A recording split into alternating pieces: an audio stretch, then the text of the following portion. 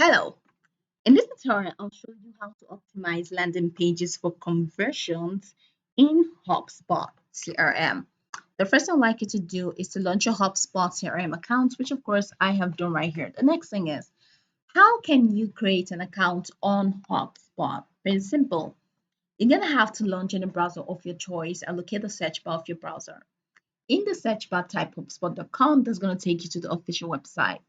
Once you get into the website, you're going to find the Get CRM for Free button. Click on that and follow through with the on-screen prompt to either sign in using an existing account or to sign up by creating a new account. Whichever ways, once you sign in successfully, it's going to take you to this fantastic homepage where you can now explore a lot of features to have an exciting time in HubSpot. So now that we're here, let's hop into today's text, which is how to optimize landing pages for conversions. Now, from this homepage, you're going to find a couple headings: contact, conversations, marketing, sales, commerce, service, automation, and reporting. So you're going to have to head over to marketing. You're going to find an extended menu here: ads, email, landing pages, website, social, SEO campaigns, design tools, and forms. So click on landing pages, and it's going to take you to this fantastic homepage, which we have right here. Okay, so from here, you're going to have to select the landing page that you want to optimize.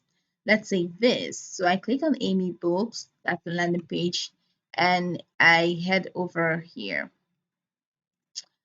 So this is my landing page. And if I want to optimize this, I'm heading over to the left corner of my screen. You're going to find this icons art. You're going to find content. You're going to find optimize. So click on optimize, and you're going to have to follow through with the step-by-step processes to optimize. Here you have your header. So you can review H1 tags if you want to. You can learn more about headers if you want to do that. Okay. And so you have to optimize your header, use H1 tags, and then you have your title. So add a page title for optimization, unique title and domain name, and title length. So read the on-screen prompts to ensure that this is really feasible. Next thing is meta description. Now to this, you're going to have to add a meta description. All right. So in search results, the meta description appears under the page title and gives search engines and readers information about your page content. You can click on add meta description right here to add meta description. So optimize meta description length. A meta description that's less than 155 characters is less likely to get cut off in the search results. So your meta description is 0 characters. So unique meta description and title. The meta description should add context to the title. Do not repeat it. Now you can add images. It's going to enhance the optimization process. So add missing or blank images, ALT text, and this helps search engines and visually impaired users understand what your image is about. Okay, so the exceptions are decorative images, which should have a blank ALT text attribute to aid screen readers. So these images have missing or blank ALT text attribute. So that's what this. You can even see more, all right, or see less. So you can learn more about this if you want to. So use correctly sized images with the on-screen prompt to know what kind of image is correctly sized. And the next thing is links. So you're going to have to add links.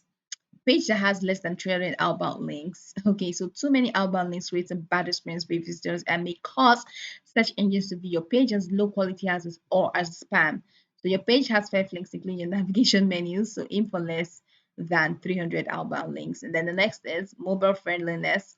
So they say the page has a properly configured viewport meta tag. So without a properly configured viewport, your mobile visitors may have to pinch and zoom to read the page content. So as it has shown this green tick here, it means this is cool for mobile as well. So all of this, let's say this missing, add the missing of blankness, it means this image here actually has an issue that needs to be, you can replace it, right, to ensure that the optimization process is fixed. So this is pretty much the process, okay? So you can go over this tutorial from top to bottom to learn or to understand how you can optimize landing pages for conversions in HubSpot CRM. You can go over this tutorial from top to bottom to get acquainted with the steps. And once you're done, you'll be good to go. I hope this tutorial marvelously helped you search.